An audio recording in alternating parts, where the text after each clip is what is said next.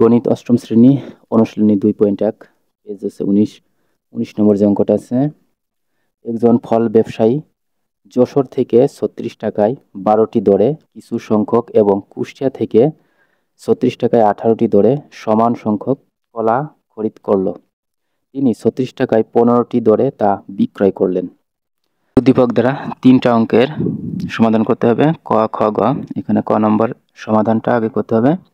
ক নম্বরে আছে ব্যবসায়ী যশোর থেকে প্রতি 100 কলা কি দরে ক্রয় করেছিলেন। এখানে দুইটা স্থানের নাম আছে, একটা যশোর, একটা ছিল কুষ্টিয়া। এখানে শুধু যশোর থেকে যে ফল কিনছিল শুধু সেটার উত্তর বের করতে হবে। বলছে যে যশোর থেকে প্রতি 100 কলার কি দরে ক্রয় করেছিল সেটা বের করতে হবে। সমাধান, যেহেতু এখানে যশোর থেকে 36 টাকায় 12টি দরে, অর্থাৎ 12টি কলার দাম হচ্ছে 36 টাকা, এই হিসাবে কিনছে। এই হিসাবে 100টি কলার দাম কত সেটা বের করতে বলছে। সমাধান, যশোরের 12টি কলা ক্রয় মূল্য হচ্ছে 36 টাকা, অতএব একটি কলার ক্রয় মূল্য কত? 36/12 হয়েছে, কারণ এখানে 12 তুলনায় 1 ছোট, কম হলে পরে ভাগ, এখানে কম ভাগ। এবার সে 100 বড়, আর বেশি হলে পরে এখানে বেশি হলে পরে এইটা তুলনাটা বেশি হলে পরে ছিল গুণ হবে। তাহলে এখানে যে গুণ হয়েছে, অর্থাৎ এটা ঠিক রাখছি। এরপরে 100 উপরে দিয়ে এবার 12 দ্বারা 36 কাটাকাটি করছি। 12 দ্বারা 36 3বার যায়, যার কারণে 3। নিচে আর কোনো কিছু নেই, উপরে আছে 3 আর 100। 3 আর 100 গুণ করলে পরে সমান সমান 300 টাকা। তাহলে পরে 300 টাকা হচ্ছে, অর্থাৎ 100টা কলার ক্রয় মূল্য কত হচ্ছে? 300 টাকা। উত্তর, যশোরের প্রতি 100 কলার ক্রয় মূল্য হচ্ছে 300 টাকা। খ নম্বরে বলছে সবগুলো কলা বিক্রি করলে শতকরা কত লাভ বা ক্ষতি হবে।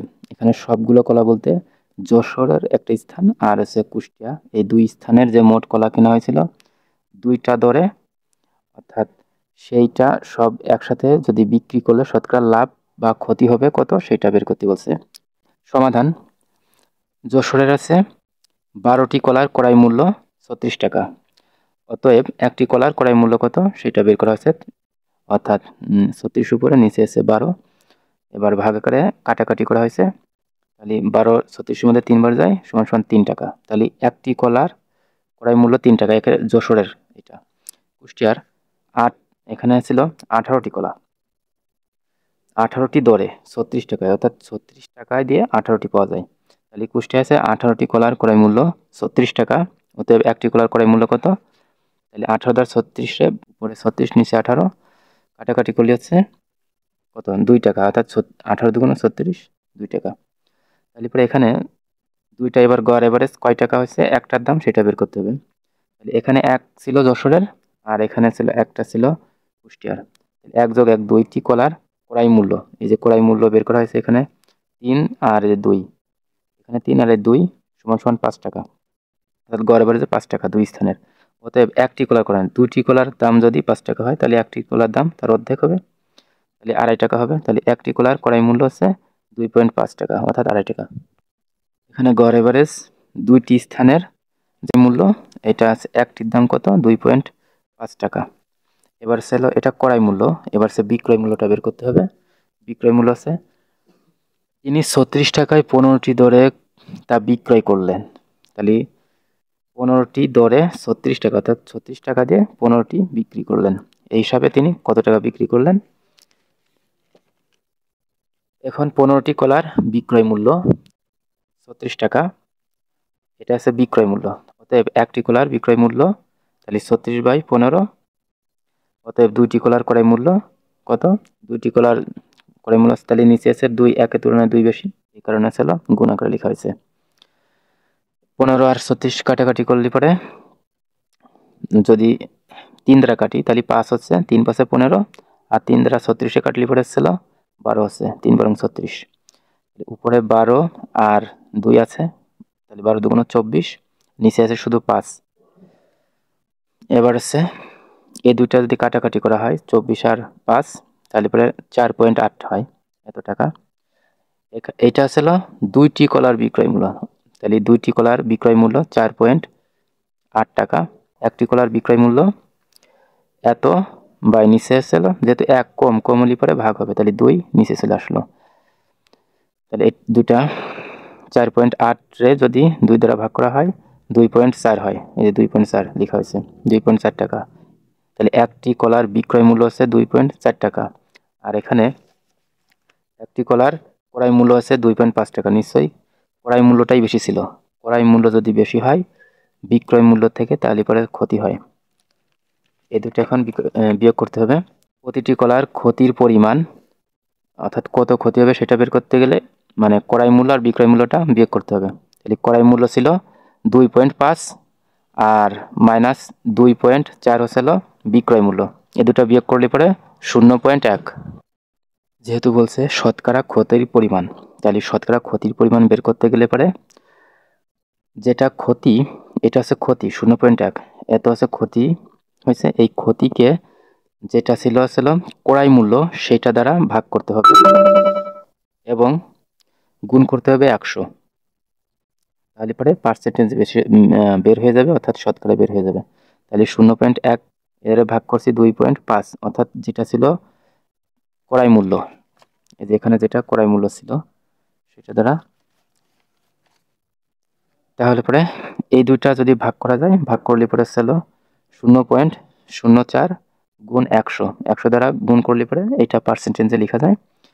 আবার 0.04 কে 100 দ্বারা গুণ করলে পরে 4% হয়। উত্তর শতকরা ক্ষতির পরিমাণ 4 টাকা। গ নম্বর, 25% লাভ করতে চাইলে প্রতি হালি কলা কি দরে বিক্রি করতে হবে? সমাধান। খ হতে পাই প্রতিটি কলার গড় ক্রয় মূল্য 2.5 টাকা। এটা খ হতে পাইছিলাম যে প্রতিটি কলার গড় ক্রয় মূল্য 2.5 টাকা।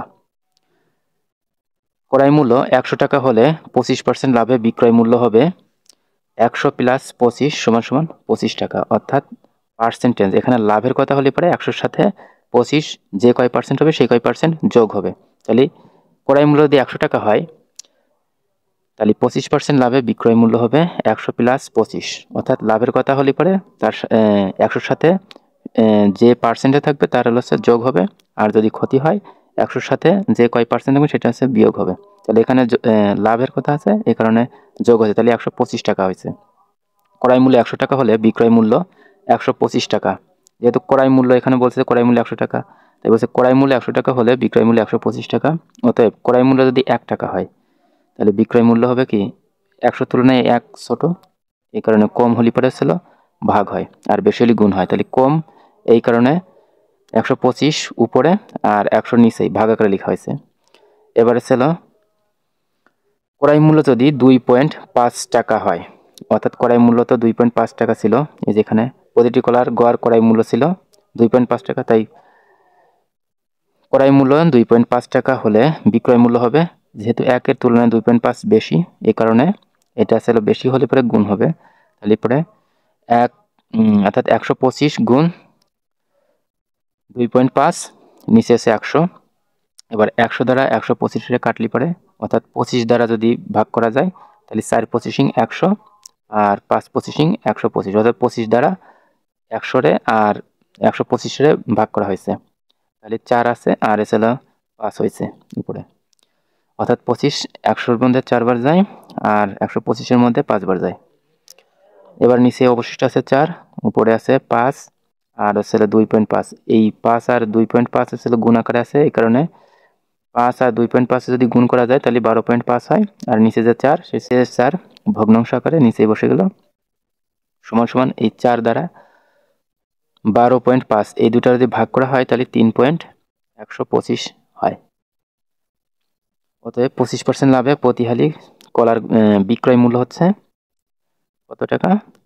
4 গুণ 3.125 টাকা।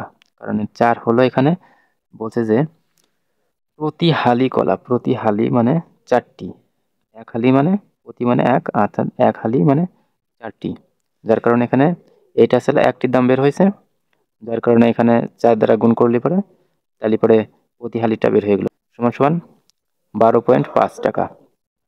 উত্তর হবে 12.5 টাকা।